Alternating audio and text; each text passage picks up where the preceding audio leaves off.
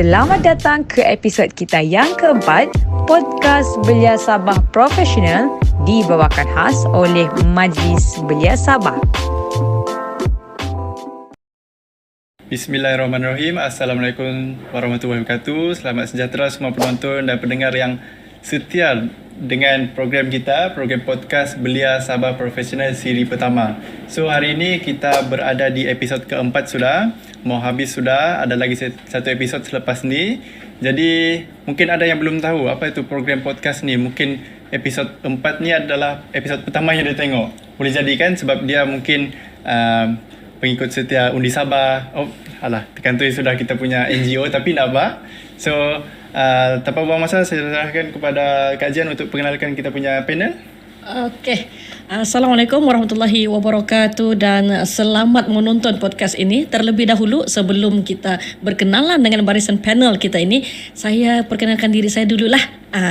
Saya Nurzian Muhammad Herudin, Kak Jian, mewakili Majlis Belia Sabah dan bersama kita pada hari ini untuk topik yang sangat hebat ya. Saya kira topik ini sangat dekat dengan kita pada masa sekarang ini. Kita bawakan istimewa Undi Sabah punya tim. Jadi kita ada buat dua gadis manis ini. Mari kita berkenalan terlebih dahulu dengan mereka.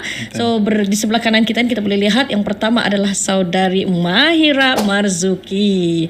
So saudari Mahira mungkin boleh cerita sedikit. Saudari Mahira mungkin dalam undi 18 undi Sabah itu memegang jawatan sebagai apa, orang mana, serba sedikit lah. Silakan Mahira. Terima kasih Kak Jian. Saya Mahira, saya koordinator Undi Sabah. Undi Sabah ni kami punya structure sangat flat, tapi saya lah koordinator. Kalau orang cari sometimes saya, tapi itulah role saya dekat Undi Sabah. Saya memang orang KK. Saya dari Telipuk. So saya sudah 2 tahun lah, Undi Sabah sudah 2 tahun. So saya menjadi koordinator kepada Undi Sabah selama 2 tahun. Iya, itu dia saudari Mahira. Ada nama manjang ini, Era, panggil Era. Boleh juga kalau mau. Nama baru. So panel kita yang kedua tidak kurang juga manisnya, ya Allah, tengok senyumannya itu. Itu dia adik Natalie William Magindol. Jadi mungkin adik Natalie ni saya difahamkan yang termuda dalam Undi Sabah. Jom kita berkenalan dengan beliau. Silakan Natalie. Hai, saya Natalie dan saya merupakan wakil Undi Sabah juga.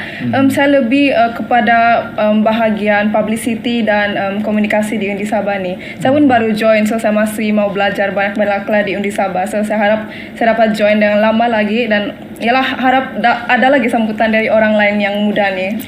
Dan tadi katanya yang paling muda, mungkin boleh kongsi berapa umurnya yang katanya muda tadi tu? Berapa umur? Baru masuk 19 lah. Oh, dia 19, Masya Allah. Muda sangat tu. Okey, saya kembalikan kepada Amir.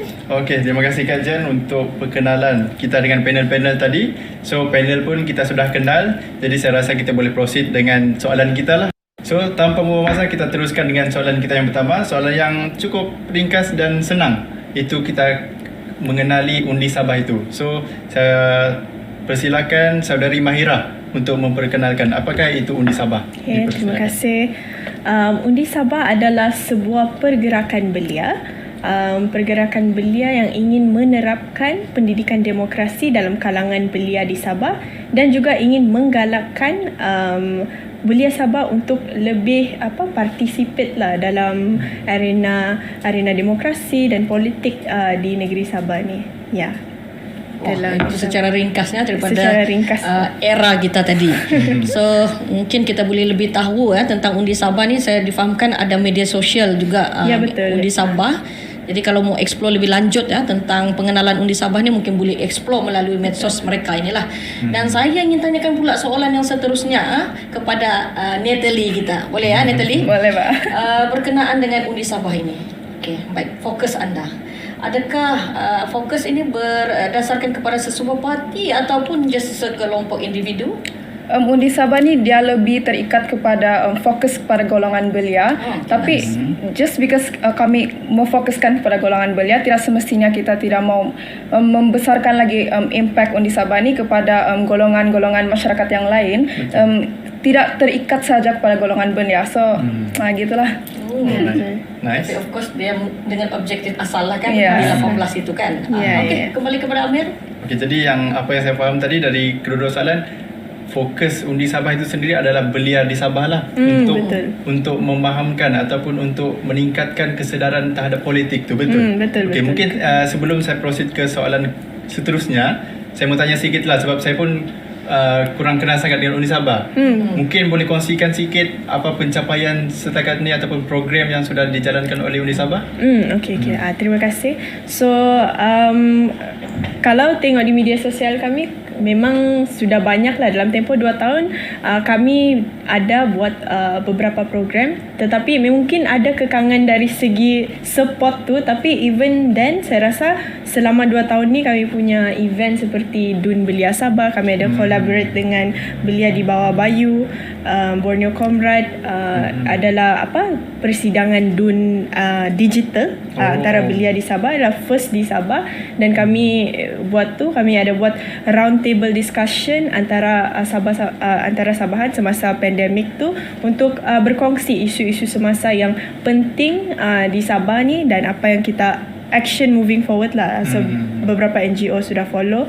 Kami ada buat semasa lahirnya Undi Sabah ni, kami ada buat hybrid event lah basically untuk belia-belia Sabah memahami lagi isu dengan lebih mendalam, dengan membawa expert-expert di Sabah. So macam kalau tengok Undi Sabah, saya rasa macam ada antara 11 sudah kali webinar atau forum yang kami buat yang membawa expert-expert lah of their field untuk memberi lagi informasi dan kesedaran kepada viewers kami lah, followers kami. Contoh expert tu mungkin boleh kongsikan untuk tarik. Kami so macam contohnya dari segi isu wanita, kami ada bawa MP, kami ada bawa adun, kami ada bawa aktivis, kami ada bawa research, researcher lah dari akademik. Kalau dari aspek macam kepentingan kesenian dan advokasi melalui kesenian, kami ada bawa orang yang memang bergiat di arena seni di Sabah lah. Forum begitulah. So banyak lagi, macam kami ada tema macam wanita, seni, anak muda. Jadi kami ada bawa banyak lah, macam ahli-ahli politik, kami ada bawa expert, akademia, begitulah. Okay, faham. So terima kasih untuk pengenalan tentang Undi Sabah tu. So saya sendiri boleh nampak sudah macam mana ataupun apa tu sebenarnya Undi Sabah lah, dan dia punya backgroundnya tu sebenarnya macam mana. Okay, so kita teruskan dengan soalan yang seterusnya. Soalan ni akan berkaitan dengan isu umum lah yang mungkin berlaku di Sabah. Okay, so saya tanya kepada saudari Mahirah juga, di manakah tahap kesedaran politik ataupun demokrasi kenegaraan dalam kalian belia di Sabah khususnya? Terima kasih. Itu soalan yang sangat bagus dan saya rasa soalan yang rakyat Sabah perlu macam pay attention tu lah, sebab kesedaran politik ni memang berbeza dari segi demografik dekat Sabah ni. Tapi saya rasa kita perlu optimistik sebab kesedaran politik ni mungkin tidak seteruk yang mungkin dulu atau generasi-generasi lalu, sebab saya rasa kita punya generasi ni lagi terdedah kepada internet, ada akses kepada internet, informasi tu ada di hujung jari sejak. Jadi kalau saya rasa untuk orang yang tidak dapat mengakses tu, mungkin mengikut demografik lah, mungkin orang yang di pedalaman yang tidak mempunyai akses kepada benda-benda tu, informasi yang betul lah. So maksudnya yang berada di pedalaman ataupun yang kurang akses kepada internet tu kurang tahap kesedaran politik lah macam tu. Saya rasa mungkin ada, tapi mungkin tidak, informasi tu mungkin tidak, impact dia mungkin tidak lagi sebesar daripada orang yang mungkin tinggal di bandar. Ya, betul juga, sebab kita tahu di media sosial, di mana-mana, Twitter ke, di Facebook, hari-hari, boleh katakan hari-hari lah ada isu politik ni. So siapa yang up to date dengan media sosial tu, dia akan tahu hari ni jadi apa, besok jadi apa dan politik ni kan. And even lebih educate lah tentang politik di sebenarnya. Okay, so Okay, Natalie, kita kasih can dulu sama Natalie pula kali ni. Kita sudah dengar panjang lebar daripada saudari Mahirah sebentar tadi ya, bagaimana Undi Sabah ini, apa yang mereka laksanakan dalam memberi kesedaran kepada golongan belia khususnya terhadap politik. So, saya ulang kembali soalan yang tadi saya sebutkan itu. Tadi mungkin Natalie sudah jawab sedikit, mungkin Natalie boleh hurai lagi. Kalau di Sabah ini berdasarkan program-program yang sudah dijalankan sebelum ini, jadi secara dasarnya mungkin sudah dapat lihat rentak ataupun rima di Sabah ini bagaimana belia dia punya fokus belia Sabah ni untuk politik Sabah. So adakah dia berfokuskan kepada politik ataupun individu, macam mana? Apa pandangan Natalie? Dapat. Saya rasa golongan belia ni dia lebih terkesan kepada efek of aktiviti yang telah diadakan oleh undi Sabah ni.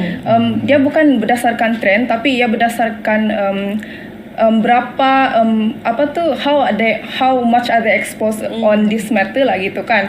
Because untuk aktiviti yang telah diadakan oleh undi Sabah, bukan semua orang dapat macam contohnya orang bandar lebih lebih perkataan dia more expose lah, dia terdedah lah. Orang yang di bandar akan lebih terdedah kepada aktiviti-aktiviti ini compared to orang-orang yang di pedalaman. So kita tidak boleh, semua bergantung kepada kapasiti pengetahuan golongan-golongan belia ini. Okey, kita faham. Oh, maksudnya yang Natalie mau bawakan ini mungkin saya percaya ya Amir, maksudnya di sini perbezaan logistik jugalah main peranan logistik. Maksudnya belia di bandar dengan belia luar bandar.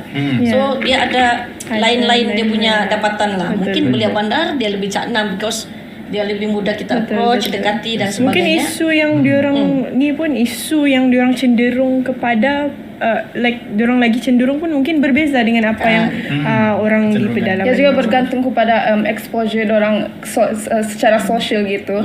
So bukan semua orang dapat exposure ini yang berdasarkan equal gitu. So diorang punya participation pun tidak dapat di-compare. So memang kita boleh cakap tu yang orang bandar ni akan lebih terdedah dengan aktiviti-aktiviti yang undi Sabah jalankan ini. So itulah. So kalau begitu maknanya masih ada jurang lah ya antara belia bandar dengan belia luar bandar. So Amir? Okay, so berkaitan dengan soalan tadi, kita tengok ada jurang kan yang belia ataupun masyarakat di Sabah yang di bandar dengan pedalaman. And saya rasa sepanjang sesi ini 2-3 kali sudah dicakapkan bahawa yang di pedalaman tu kurang kesedaran politik. Jadi apakah langkah-langkah yang diambil oleh undi Sabah bagi menyelesaikan masalah jurang ni? Macam mana mau educate sama ada yang di bandar, yang di luar bandar maupun yang di pedalaman. Okay, saya rasa ni kan undi Sabah ni adalah pengikutan daripada pendedahan awal daripada ibu bapa dari sekolah semua tu kan. Tapi undi Sabah ni telah mengamalkan unsur kekitaan antara golongan belia yang mahu mengambil inisiatif terawal seperti mereka ni yang telah membentukkan undi Sabah sebagai sebuah kempen agar dapat advocate pasal benda ni lah. So apa undi Sabah boleh buat, mereka telah bukan saja mereka telah mendedahkan kenapa pentingnya untuk golongan belia ni untuk memasukkan untuk menyelami dunia politik ini, tetapi mereka juga telah menjelaskan apakah sejauh mana impact mereka kepada dunia politik untuk negeri Sabah, untuk kemajuan Sabah pada masa depan gitu. So apa yang telah diambil oleh undi Sabah ialah seperti aktiviti yang telah pun disebut oleh Mahira tadi, semua aktiviti di undi Sabah ni, dan ada aktiviti yang paling recent yang undi Sabah telah organize tu, which is last year, iaitu round table discussion tu. Saya ingin melanjutkan memberikan pandangan saya lah pasal aktiviti itu. Sebab saya seorang panel bagi aktiviti saya seorang panel bagi round table tersebut, dan apa yang saya dapat daripada round table tu, ramai orang dari bahagian Sabah ada yang dari Tawau, ada yang dari Sandakan, dapat memberikan pandangan antara satu sama lain dan dapat memberikan dan berkongsi ilmu tentang apa yang perlu golongan belia tahu pada masa inilah. So itulah. sepatutnya tidak timbul dibandingkan beliau bandar keluar bandar ni. Yang penting semua sudah cakna tentang politik. Itu sepatutnya. So thank you Natalie. Kita kembali kepada Mahira pula. So Mahira, so undi Sabah. Sudah pasti ya dalam pelaksanaan program dan sebagainya mesti ada cabaran, isu dan sebagainya. So mungkin Mahira boleh kongsikan khususnya apabila yang melibatkan proses demokrasi. Silakan. Okay, terima kasih Kak Jian. Saya rasa undi Sabah ni dia memang terbentuk, kami establish masa first election yang kita punya election baru-baru ni hari tu. Jadi kekangan yang pertama yang saya rasa kami sering ulang di sesi ni adalah macam mana kami mau menembusi penduduk dalaman, macam mana kami boleh masuk and memberi more reach and memberi pendidikan demokrasi itu. Sebab selama 2 tahun ni kan kita berada di pandemik. Jadi banyak kesusahan macam kekangan lah dari segi macam logistik, dari segi keselamatan, macam mana kita mau reach pedalaman tu. Itu dari segi itulah. But second dari segi support structure lah. Sebab kami pun berdiri sendiri, kami tiada danaan ke apa. Jadi sometimes kalau mau reach tu pun memang sangat banyak resource lah kami perlukan untuk ni. Jadi itulah kami punya kekangan dari segi mungkin masa, kalau pandemik ni dari segi COVID, keselamatan dan juga resource. Sebelum Amir tanya soalan yang selanjutnya, mungkin saya boleh tambah sedikit. Boleh. Adakah itu kita cerita tentang belia luar bandar. Bagaimana pula dalam belia bandar? Saya percaya tidak semua juga yang akan ambil pedulikan. Sudah pasti ada juga yang mungkin tidak kisah pun dengan politik ni. So untuk yang ini, sebab undi Sabah dia punya objektif penubuhan dia adalah untuk memberi kesedaran. So dan bagaimana apa undi Sabah buat untuk isu yang belia tadi? Yang tidak cakna ni pun. Okay. So itulah kami punya pendekatan kepada belia ni adalah untuk memfokuskan isu-isu yang sangat berlainan. So semua kami punya forum kan memang isu-isu dia berlainan dari sudut seni, dari sudut anak muda, dari sudut wanita. Sebab kami percaya yang belia ni walaupun diorang mungkin tidak kisah pasal politik, tetapi masih ada sesetengah isu yang sangat dekat kepada mereka, yang memang isu yang mereka face kan, mungkin dalam pekerjaan mereka seorang wanita, mungkin banyak isu sebagai harassment begitu.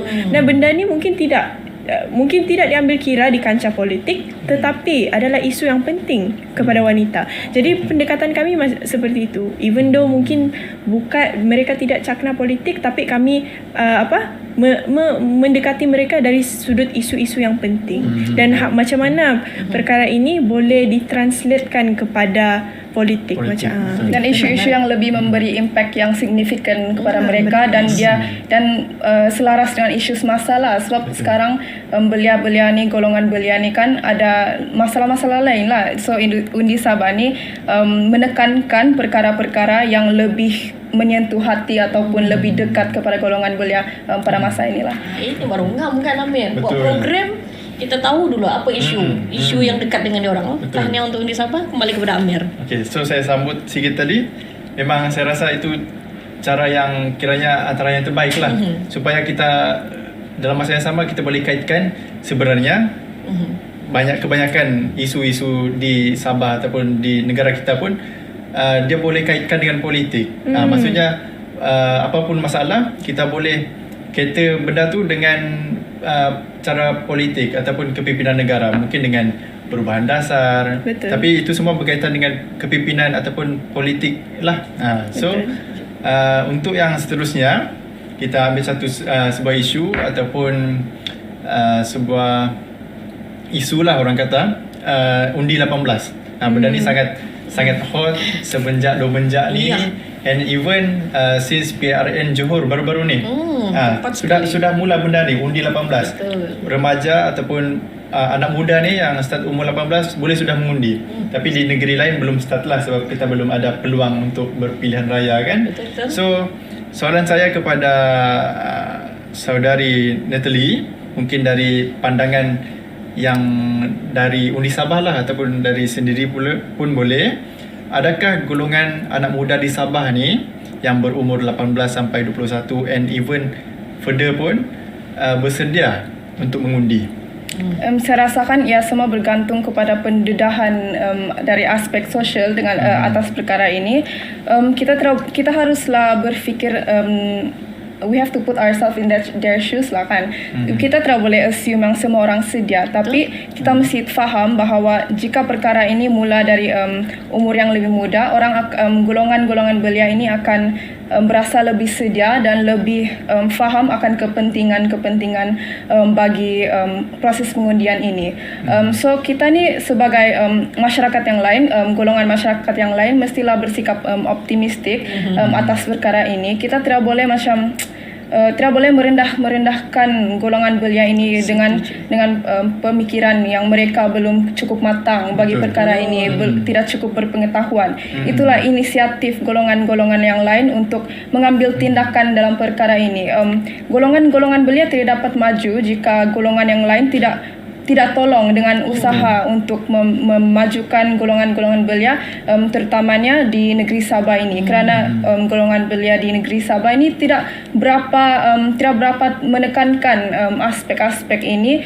So itulah saya rasa kita tidak boleh assume yang semua orang bersedia, tapi kita bolehlah memberikan mereka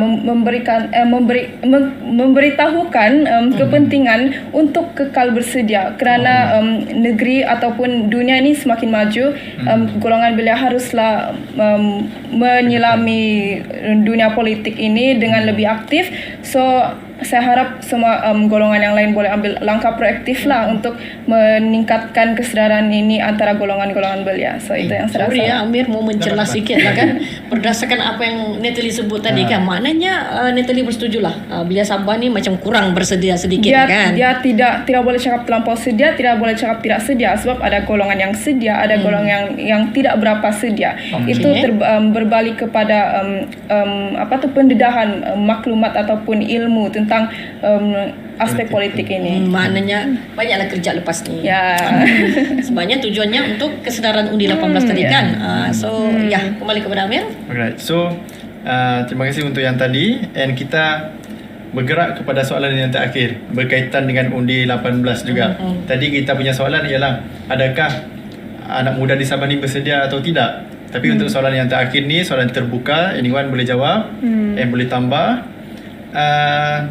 Kita balik kepada asas, iaitu usaha dari kerajaan untuk mengadakan undi 18 ni, adakah sebenarnya terlalu, orang cakap terburu-buru, macam awal ni masih umur 18 mau mengundi sudah, sedangkan kita punya anak muda tadi belum agresif sudah.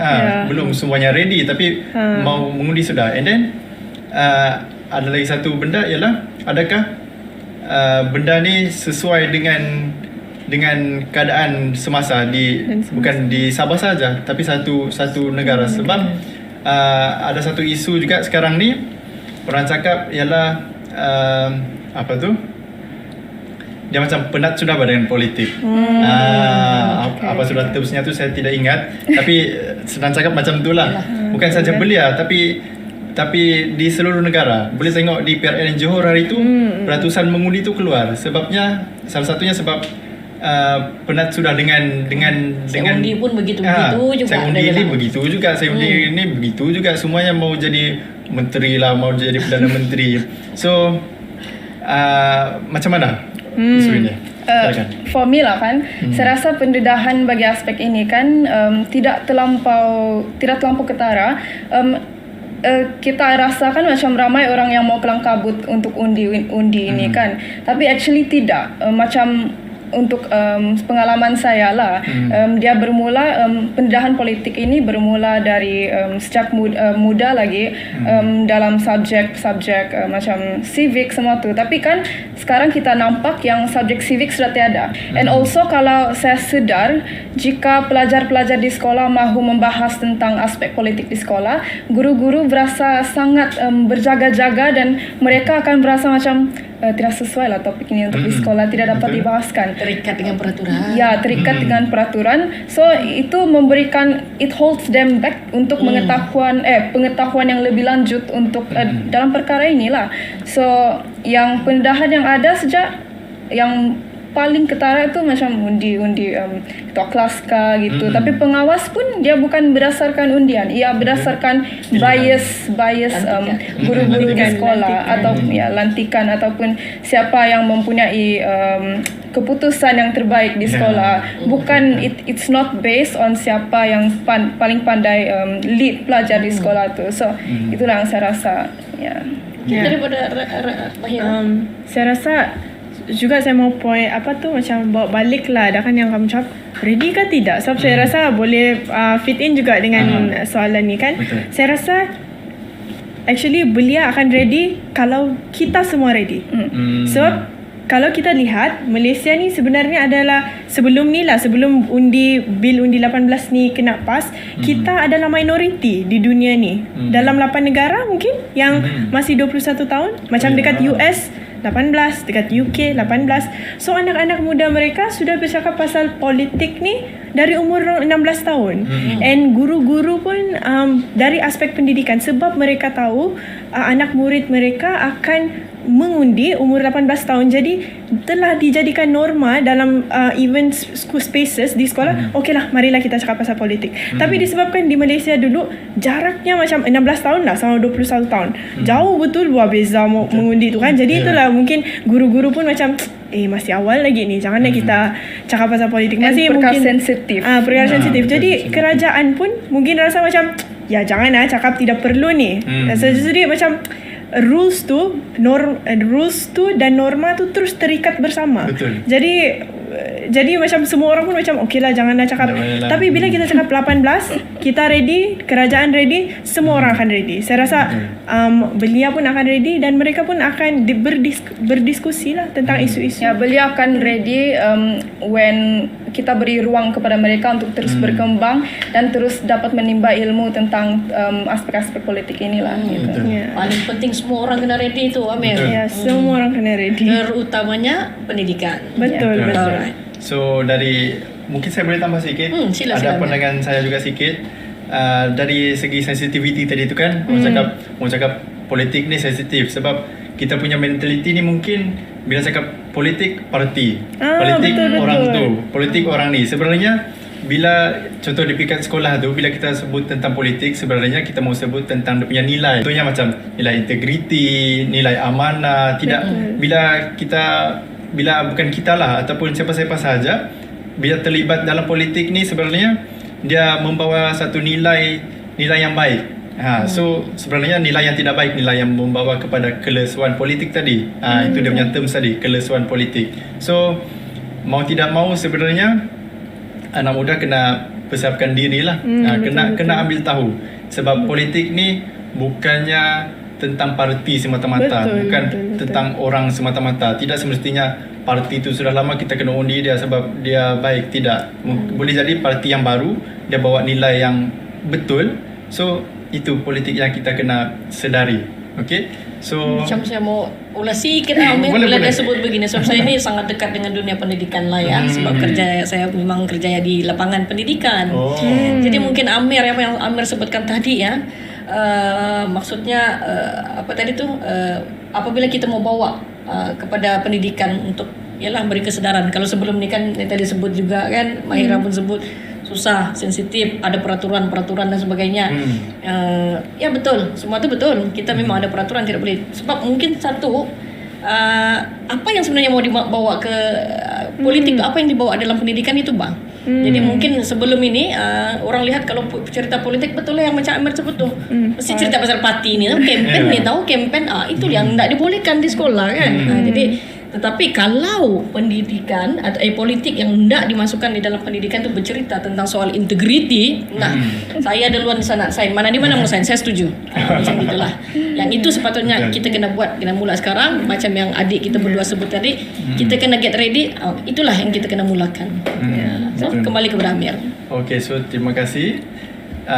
Kita kira panjang lebar jawapan yang diberikan tadi, and ada juga penambahan dari moderator sendiri. Okay, so untuk yang terakhir mungkin saya bagi ruang dan peluang kepada panel untuk beri kata-kata akhir. Mungkin ada pesanan yang mau disampaikan, ada harapan yang mau dikatakan, dipersilakan. Kasih semangat tuh belia kita di luar tu. Siapa dulu? Stella. Natalie, silakan Natalie. So saya harap golongan belia terutamanya yang dekat-dekat umur saya lah ni kan. 18 lah senang cerita. Lebih mempunyai perasaan ingin tahu tentang aspek politik dan tidak berfikiran negatif tentang politik ni, sebab ramai orang kan ingat politik ni kotor ni semua gitu tu kan. Dan pemikiran negatif itu haruslah tidak diterapkan sudah. So saya harap orang macam umur saya ni kan lebih mahu menyertai ataupun ikutlah program-program yang diadakan oleh NGO ini. Dan saya juga berharap bahawa golongan-golongan yang lain memberikan ruang untuk golongan belia ini untuk bersuara untuk untuk supaya orang tahu hak-hak mereka semua tu. And itulah harapan saya. Terima kasih. Saya pula kepada belia di luar sana, jangan penat, don't lose hope. Because kita rasa macam kita sendiri saja dengan suara-suara kita satu. Tapi kalau kita ramai-ramai, kalau kita berkolektif dengan suara kita boleh membawa perubahan. Jadi vote janganlah based on parti ke individual, tapi vote based on apa visi yang kita mahu untuk negeri kita. Apakah dasar-dasar yang kita mahu untuk negeri kita. So vote on based on apa visi yang kita mahu kepada negara kita, apa dasar-dasar yang kita mahu kepada negeri kita. Dan Undi Sabah akan sentiasa di sini untuk membawa informasi yang betul dan informasi yang banyaklah, yang very diverse untuk semua orang take into consideration. Semoga selepas pendedahan semua ini golongan belia dapat menjadi seorang yang lebih berwibawa dan lebih mahu mendapat ilmu semua ni lah. Beranilah, berani ke depan. Berani ke depan. Betul. Okay, sudah? Itu saja. Okay. So terima kasih saya ucapkan kepada kedua-dua panel kita dari Undi Sabah kerana sudi hadir dan mengisi kita punya podcast episod keempat. Okay, untuk siri pertama ni kita ada 5 NGO. Mungkin lepas ni ada siri lain dan mungkin akan berjumpa lagi dengan Undi Sabah mungkin. Okay, boleh jemput Boleh. Okay. Mungkin ada cerita baru sudah. Ya, betul. Ada isu baru lagi kita mau jemput, boleh. So untuk penonton dan pendengar sekalian, kalau mau tahu program lanjut, program yang dianjurkan oleh Undi Sabah, boleh ikuti media sosial diorang. Ada Facebook, Instagram, Facebook, Twitter. Twitter pun ada. Ada. Okay, so boleh dipersilakan untuk follow dan keep touch diorang punya program lah. Kalau berminat untuk join, silakan join. Okay, so itu sahaja untuk kita punya sesi podcast episod keempat ni. Terima kasih kerana stay tune. Jangan lupa untuk share, untuk like, subscribe kita punya media sosial. Tambah satu lagi, jangan lupa ada satu lagi episod. Ya, kena betul. Tonton Ada last episode selepas terima kasih ini. sokongan anda. Okay, terima kasih. Stay tune. Bye-bye. Jumpa lagi. Terima kasih kerana sudi menonton bersama dengan kami. Nantikan episod seterusnya Podcast Belia Sabah Profesional.